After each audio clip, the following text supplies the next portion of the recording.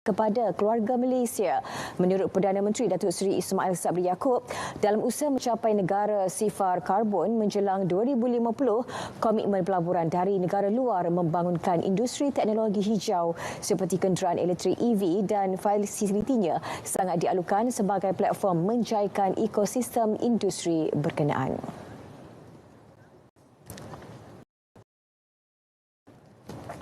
Pembangunan kilang baru fasa 2 itu melibatkan 7 bangunan 132 km. Bagi Malaysia, industri ini adalah penting dari segi sumbangan kepada keseluruhan ekosistem EV yang komprehensif.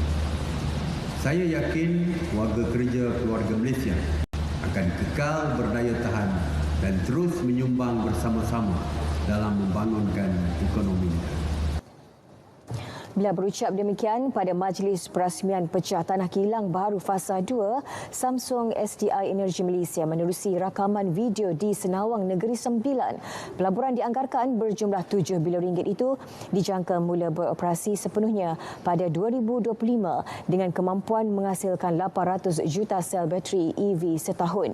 Ia bakal menyumbang sebanyak 6 bilion ringgit kepada kadar ekspor tahunan Malaysia. 83.62 juta ringgit diperuntukkan tahun ini bagi mengatasi masalah banjir di Kuala Lumpur. Dana disalurkan kepada Jabatan Perparitan dan Saliran Wilayah Persekutuan JPSWP yang bertanggungjawab menyelenggarakan 10 sungai utama dan 20 kolam takungan banjir di Ibu Negara. Bagi projek jangka panjang, DBKL telah melantik jurupunding untuk melaksanakan kajian kesesuaian terhadap cadangan, membina terowong simpanan air bawah tanah berskala besar.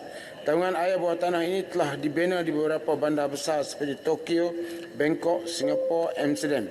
Kita mengambil contoh terbaik bandar-bandar tersebut dalam mengatasi masalah banjir di tempat mereka. Dewan Rakyat turut diberitahu bagi intervensi jangka sederhana, DBKL bercadang melaksanakan 8 projek mitigasi antaranya di Jalan Sultan Salahuddin dan Bulatan Datuk On sekitar Jalan Raja Mahadi, Sungai Toba Segambut dan sistem saliran Jalan Kuching. Timbalan Menteri di Jabatan Perdana Menteri Tugas-Tugas Khas Datuk Masura Muhammad Yazid pula memaklumkan ke pengetahuan sidang Dewan setakat 8 Julai lepas, lebih 887 juta ringgit disalur kepada negeri-negeri yang terkesan pada musim monsun Timur Laut. Bantuan wang ihsan, barangan keperluan asas serta bantuan pembaikan rumah antara yang telah disalur. Tempoh yang diambil bagi agihan bantuan kepada mangsa-mangsa bencana adalah bergantung kepada perancangan yang telah ditetapkan oleh kerajaan negeri di negeri-negeri yang berkenaan. Terima kasih.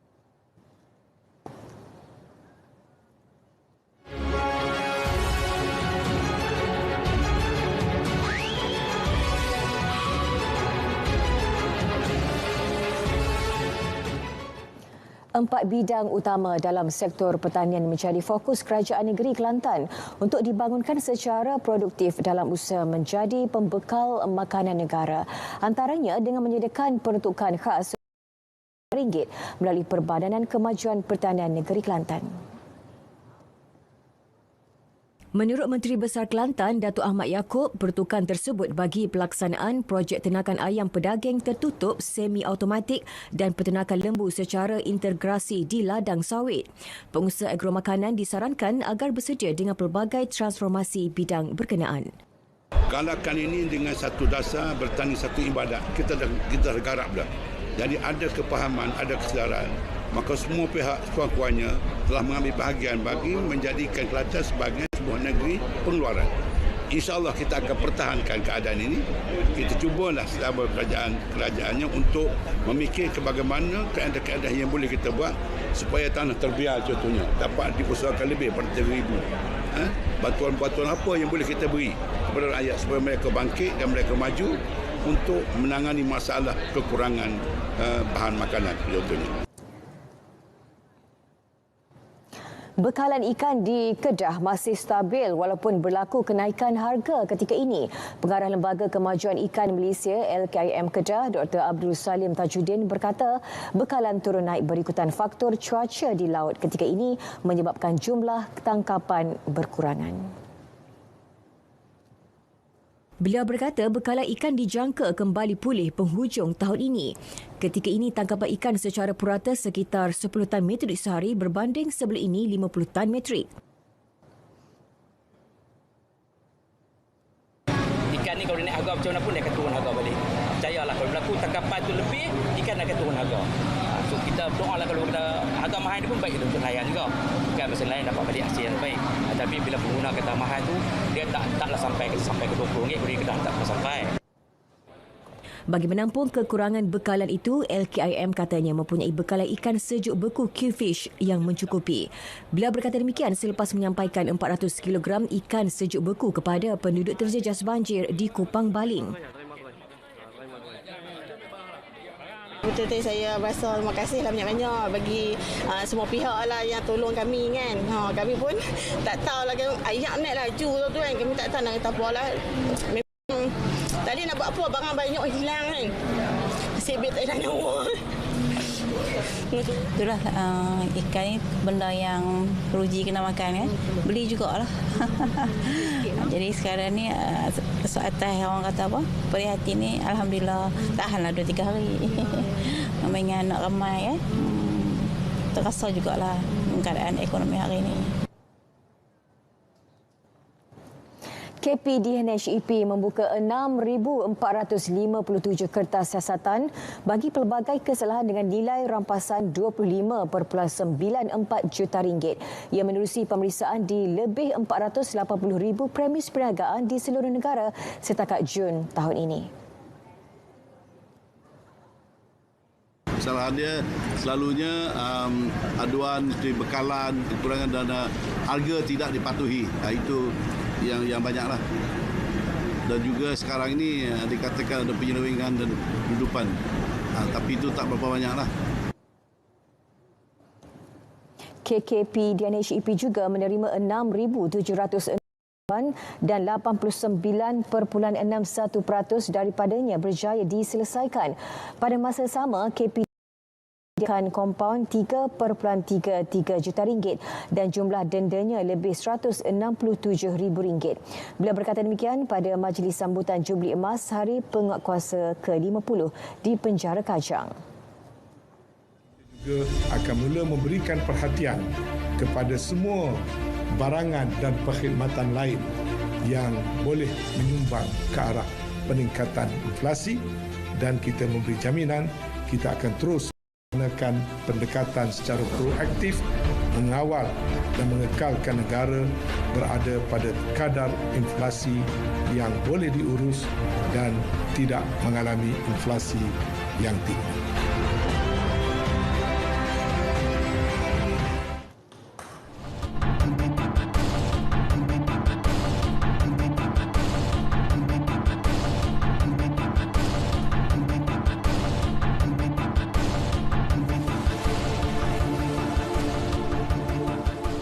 Bersua kembali. Fokus negeri di bawah bayu. Dun Sabah luluskan pindaan enakmen Mahkamah Syariah. Bersama Inisia Dolus di sana. Silakan. Ya, baik Atika. Persidangan Dewan Undangan Negeri Dun Sabah ke-16 hari ini sebulat suara meluluskan rang undang-undang RUU enakmen Mahkamah Syariah Pindaan 2022 yang akan berkuat kuasa 15 Julai 2022. Pindaan berkenaan melibatkan penambahan Seksyen 28A yang memberi kuasa kepada Ketua Hakim Syar'i Negeri untuk dari semasa ke semasa mengeluarkan arahan berhubung pentadbiran, perjalanan atau tata cara Mahkamah Syariah sebagaimana difikirkan perlu.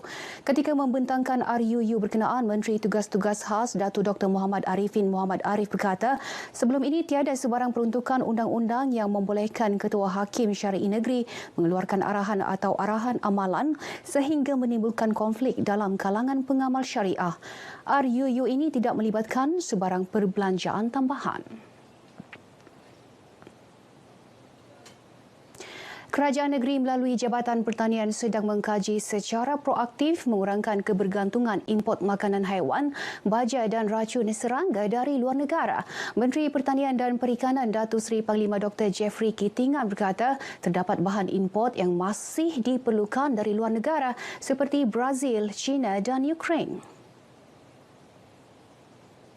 Walau bagaimanapun, kita sedang mempromosikan, menarik pelabur untuk melabur dalam pengeluaran baja dan racun tempatan sebenarnya.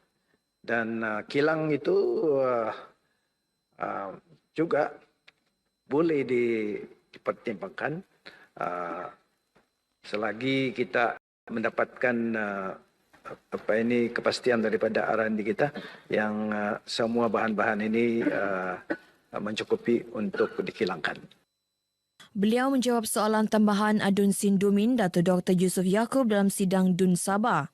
Datuk Jeffrey turut memaklumkan kementerian sedang meneliti kaedah pertanian mesra alam selain pertanian organik bagi penghasilan makanan lebih sihat.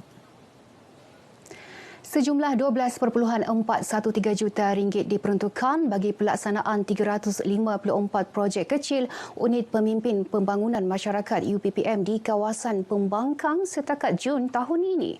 Menurut Pembantu Menterinya Jasni Daya, daripada jumlah itu 11.173 juta ringgit dalam proses penyaluran kepada pejabat UPPM terbabit. Selebihnya masih dalam proses mendapatkan maklumat lengkap daripada pejabat UPPM berkenaan.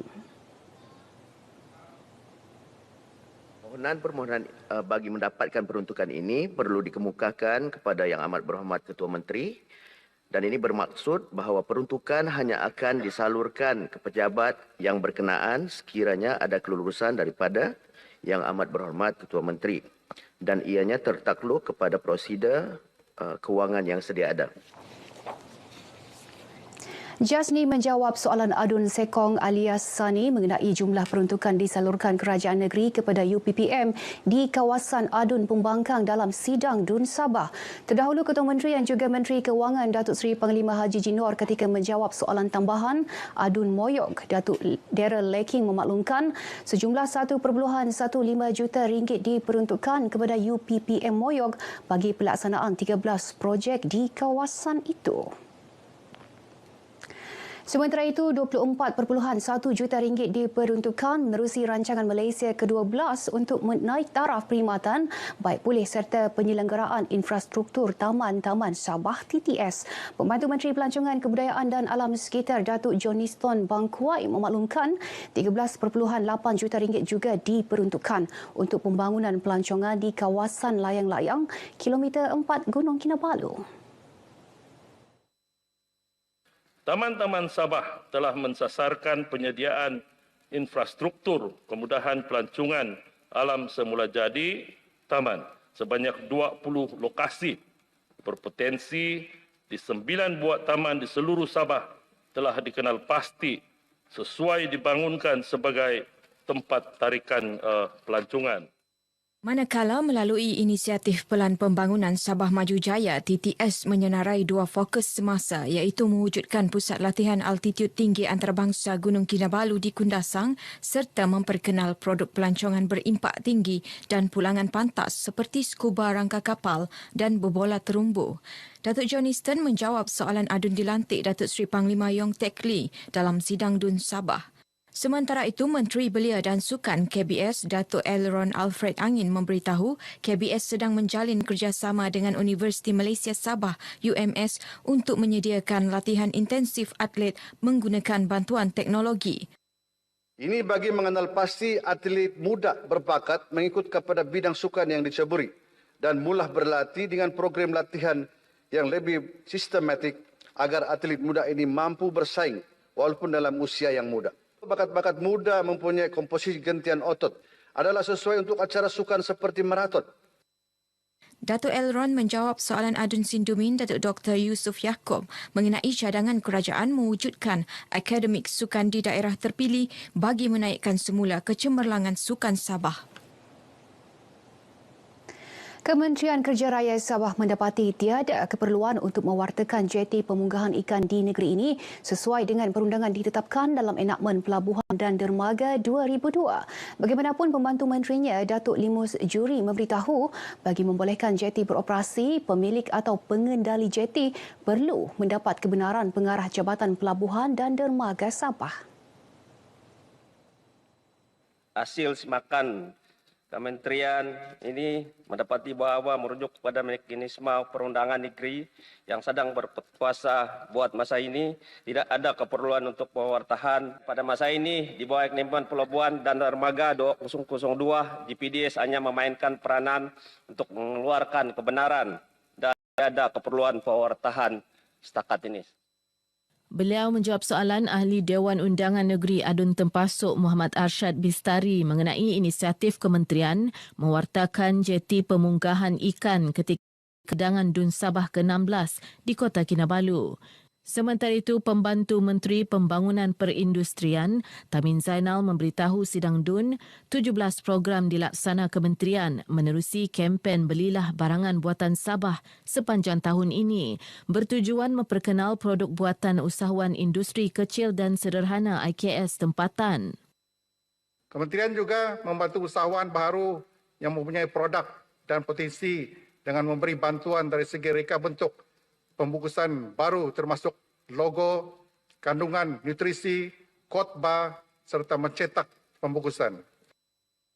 Beliau menjawab soalan Adun Gumgum Arunal Sentaib mengenai inisiatif kerajaan memenuhi aspirasi keusahawanan nasional 2030 dalam usaha melahirkan usahawan dan mempertingkat keseimbangan ekonomi di daerah kurang membangun.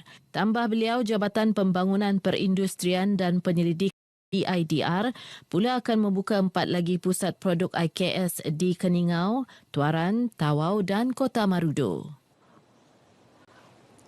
Kementerian Perdagangan Dalam Negeri dan Hal Ehwal Pengguna KPDN HEP Sabah telah memeriksa 1,639 premis menerusi ops ayam, telur dan minyak masak ATM di seluruh negeri setakat semalam. Ops membentras aktiviti menyorok barang kawalan dan memastikan keberadaan bekalan ini dijalankan dalam 2 fasa, iaitu fasa 1 23 hingga 30 Jun, manakala fasa 2 1 hingga 31 Julai 2022.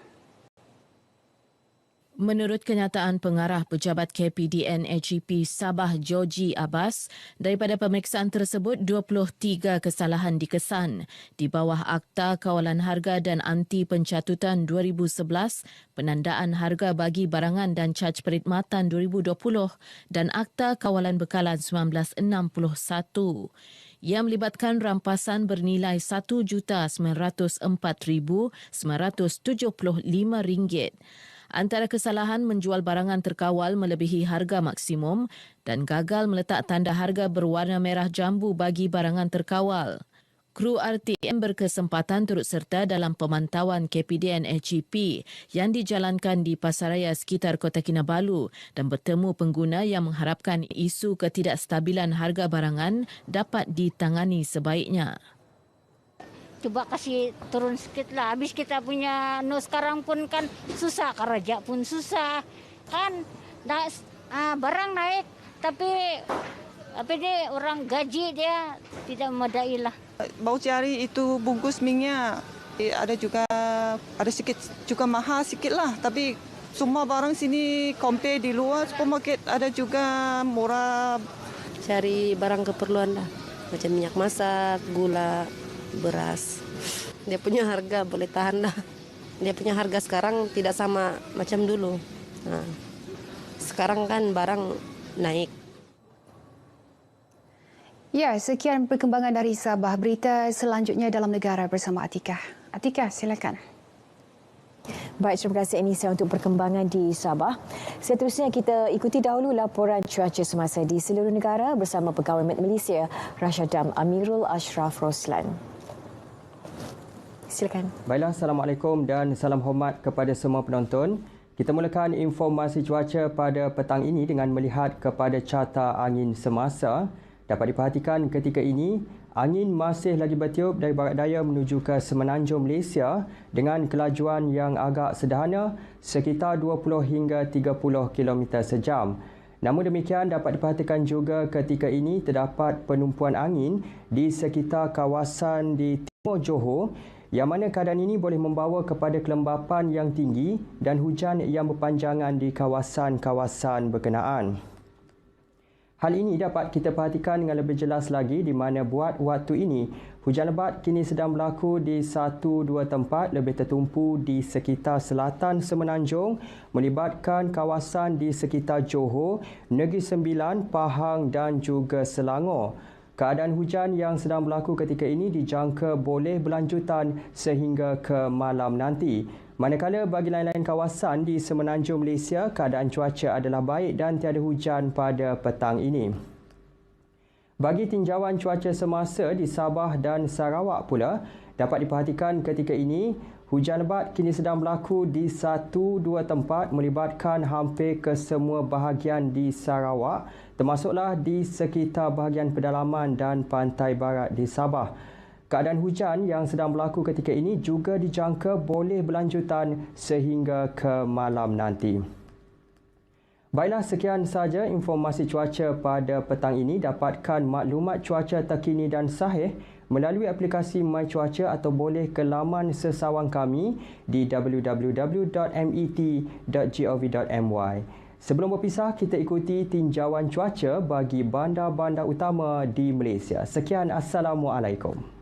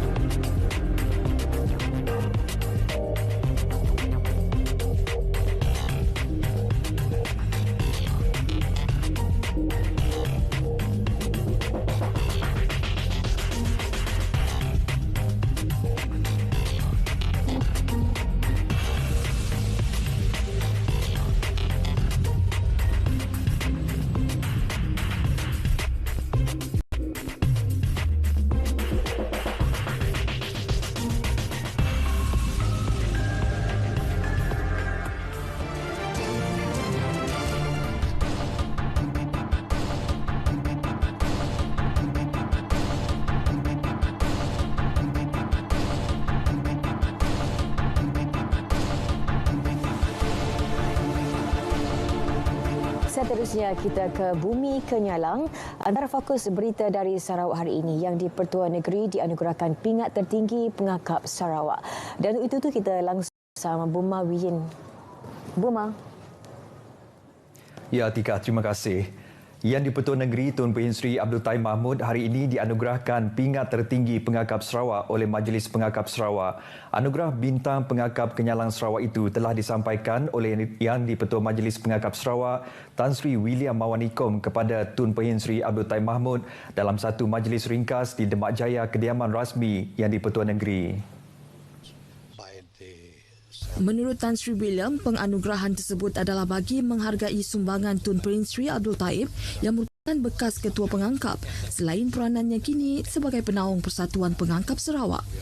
Yang di-Pertua Negeri itu merupakan penerima pertama bagi anugerah tersebut. Dalam pada itu, Tan Sri William turut mendedahkan selain penyampaian anugerah berkenaan, kunjungan hormat pada pagi ini juga bertujuan menjemput Tun Pehin Sri Abdul Taib untuk menjadi tetamu kehormat pada Majlis Penyampaian Pingat Pengangkap Negeri Sarawak yang pertama pada 27 Julai ini di Astana Negeri. Majlis tersebut akan menyaksikan lebih 60 individu menerima pingat masing-masing sebagai penghargaan terhadap sumbangan dan jasa pemimpin pengangkap terdahulu dalam pergerakan pengangkap di Sarawak. Turut akan menerima pingat pada majlis tersebut ialah Premier Sarawak, Datuk Petinggi Tan Sri Abang Johari Tun Openg yang bakal menerima pingat tertinggi pengangkap kebangsaan. Penduduk di kawasan Bukit Saban di Sepauh kini mempunyai program sendiri dalam memperkasa kecemerlangan pendidikan melalui pelancaran program pendidikan komuniti Bukit Saban oleh Timbalan Premier Dato' Amar Douglas Sugambas di Dewan Masyarakat Sepauh. Program tersebut cetusan idea Pengarah Institut Pendidikan Guru Kampus Rajang, Dr. Abang Ismail Abang Julhi yang merupakan anak jati Sepauh selain melibatkan kerjasama pejabat pendidikan daerah Betong. Dato' Amar Douglas yang juga ahli Dewan Undangan Negeri Bukit Saban dalam ucapannya berkata, pelancaran program tersebut bertepatan dengan matlamat untuk melahirkan lebih ramai golongan profesional dalam pelbagai bidang. Ia penting jelasnya untuk kelangsungan generasi akan datang yang mampu menyumbang pada pembangunan negara, terutama untuk kemajuan serta kesejahteraan di peringkat komuniti.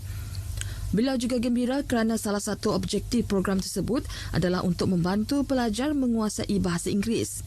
Oleh itu, beliau bersama Ahli Parlimen Betong, Datuk Robert Lawson Chuat, memberi komitmen menyokong sepenuhnya program berkenaan. Pada masa sama, beliau mengingatkan ibu bapa untuk tidak menjadikan kekangan kewangan sebagai alasan untuk tidak menghantar anak mereka meneruskan pengajian ke peringkat lebih tinggi. Jelas Dato' Amar Douglas, terdapat banyak agensi serta badan korporat yang sedia menawarkan beasiswa atau pinjaman kepada pelajar yang layak seperti Yayasan Sarawak, Perbadanan Tabung Pendidikan Tinggi Nasional, Majlis Amanah Rakyat, Petroleum Nasional Berhad dan Shell. Terdahulu dalam ucapannya, Dr. Abang Ismail memberitahu sudah tiba masanya bahagian Betong mempunyai sebuah kolej matrikulasi. Ini kerana Betong ketika ini mempunyai 14 sekolah menengah yang boleh mengisi kemasukan pelajar ke universiti seperti Universiti Malaysia Sarawak. Dengan adanya kolej matrikulasi di Betong, Dr. Abang Ismail mempunyai harapan tinggi lebih ramai graduan tempatan dan golongan profesional dapat dilahirkan pada masa akan datang. Menteri Pembangunan Wanita, Kanak-Kanak dan Kesejahteraan Komuniti KPWK Datuk Seri Fatimah Abdullah menyambut baik rang undang-undang RUU Anti Gangguan Seksual 2021 AGS 2021 yang diluluskan oleh Dewan Rakyat semalam. Beliau menerusi kenyataan media memaklumkan setelah 11 tahun akhirnya RUU itu akan diwartakan yang mana ia menyediakan perlindungan kepada bangsa gangguan seksual. Jelas Datuk Seri Fatimah, pelbagai langkah perlu diambil bagi mewar-warkan terhadap undang-undang kepada semua tanpa mengira jantina, memandangkan gangguan seksual tidak hanya khusus kepada golongan wanita, malah terdapat segelintir lelaki turut mengalami gangguan. Tambah beliau, advokasi juga harus meliputi penerangan tentang definisi gangguan seksual, kesan dan akibatnya kepada mangsa, tata cara pelaporan, bantuan dan sistem sokongan yang diperlukan oleh mangsa. Katanya tidak ramai mangsa yang mahu tampil untuk melaporkan perkara itu, terutama jika melibatkan individu berpengaruh dan sudah berkeluarga. Ini kerana rata-rata pihak akan menyebelahi pelaku daripada mangsa yang akhirnya akan terus teraniaya daripada menerima sebarang sokongan. Baik, sementara itu dalam perkembangan lain, Menteri Pembangunan Wanita, Kanak-Kanak dan Kesejahteraan Komuniti Datuk Seri Fatimah Abdullah selaku Menteri bertanggungjawab bagi sambutan Hari Sarawak yang disambut esok berharap rakyat di Bumi Kenyalang terus menyemarakkan semangat kecintaan dan patriotik dalam diri masing-masing. Datuk Seri Fatimah yang menghadiri raptai penuh sambutan berkenaan di Stadium Tertutup Sibu malam tadi menyeru orang ramai untuk sama-sama mengibarkan bendera Sarawak. Beliau berkata demikian semasa memberi taklimat selepas raptai penuh sambutan itu di Stadium Tertutup Sibu. Pelbagai pengisian menarik bakal disajikan dalam menyemai rasa kecintaan dan menghargai perjuangan pemimpin yang terdahulu dan kini. Hadir sama Pengarah Unit Protokol, Istiadat dan Pengurusan Acara Negeri Azlan Ali Badri dan Residen Bahagian Sibu Wong Hee Sieng. Kilang-kilang kelapa sawit di negeri ini diingatkan supaya mematuhi pelepasan udara bersih dan memasang sistem pemantauan pelepasan berterusan CEMS seperti yang disyaratkan Jabatan Alam Sekitar JAS dalam usaha memantau pencemaran alam sekitar. Pengarahnya Hamzah Muhammad menjelaskan ini perlu sebagai langkah kawalan yang boleh diaplikasi kilang bagi mencapai pematuhan pelepasan sisa buangan cecair atau effluent secara berterusan. Jelas Hamzah, pematuhan pelepasan effluent boleh dicapai melalui pelaksanaan pengawasan prestasi sistem pengolahan effluent kilang. Manakala sistem CEMS menyediakan maklumat pelepasan bahan pencemaran seperti oksigen, karbon monoksida, karbon dioksida, sulfur dioksida dan nitrogen dioksida daripada premis atau kilang kelapa sawit. Tambahnya lagi, melalui CEMS, pihak JS boleh memperolehi data pelepasan bahan cemar udara secara jarak jauh, memproses data serta menjana laporan secara dalam talian. Hamzah berucap pada majlis perasmian Seminar Pematuhan Kilang Kelapa Sawit terhadap Akta Kualiti Alam Sekeliling 1974 bersempena sambutan Hari Alam Sekitar Sedunia 2022 peringkat negeri di Kuching. Seramai 200 peserta menghadiri seminar sehari itu yang menyediakan platform kepada penggiat industri kelapa sawit untuk perkongsian maklumat selain membantu jabatan mendapat maklum balik berkaitan permasalahan pematuhan alam sekitar dalam kalangan pengilang sawit. Beberapa kategori jenayah merekodkan peningkatan meskipun kadar jenayah indeks di daerah Kuching merekodkan penurunan 28% dalam laporan bulanan terkini. Menurut Ketua Polis Daerah Kuching, ACP Ashmon Baja, laporan tersebut berdasarkan perbandingan daripada 633 kes pada tahun lepas dan 454 kes pada tempoh sama tahun ini yang menyumbang kepada penurunan kes indeks. Bagaimana yang saya sebutkan tadi, keseluruhan memang keadaan jenayah di daerah Kuching menurun negatif 28.83%. Tetapi beberapa kategori jenayah yang meningkat yang saya sebutkan. Yang pertama rogol. Kemudian yang kedua kecurian kenderaan khususnya motosikal. Dan ada juga kenderaan-kenderaan yang lain seperti 4x4, kemudian kereta-kereta yang jenis sedan, dan yang ketiga peningkatan berkaitan dengan kes-kes samun, khususnya samun melibatkan premis yang beroperasi 24 jam. Jelasnya, kes curi kenderaan meningkat 336% iaitu perbandingan 11 kes pada tahun 2021 dan 48 kes bagi tempoh sama tahun ini. Manakala kes rogol juga meningkat 85% iaitu 13 kes tahun ini berbanding 7 kes tahun lepas dan kes samun dari 14 kepada 19 kes tahun ini iaitu peningkatan sebanyak 36%. Walau bagaimanapun, beberapa kes berjaya diselesaikan termasuk curi kenderaan melibatkan tangkapan 7 individu dan penahanan suspek terlibat dalam kes samun. Beliau berkata demikian kepada pemberita selepas Majlis Perhimpunan Bulanan Polis Daerah Kuching. Terdahulu dalam ucap tama, ACP Ashmon mahu anggota mengusahakan blueprint yang dilancarkan pada Mac lalu dengan kerjasama masyarakat di pelbagai saluran termasuk menerusi media sosial dalam usaha memerangi jenayah. Pada majlis itu juga beliau turut menyampaikan sijil penghargaan kepada anggota polis yang berjaya menyelesaikan beberapa kes besar baru-baru ini. Baik saudara, sekian berita dari Sarawak. Kita kembali bersama Atikah di Angkasa Puri. Silakan Atikah. Terima kasih Boma untuk perkembangan di Sarawak. Kita berhenti rehat seketika, jumpa seketika nanti.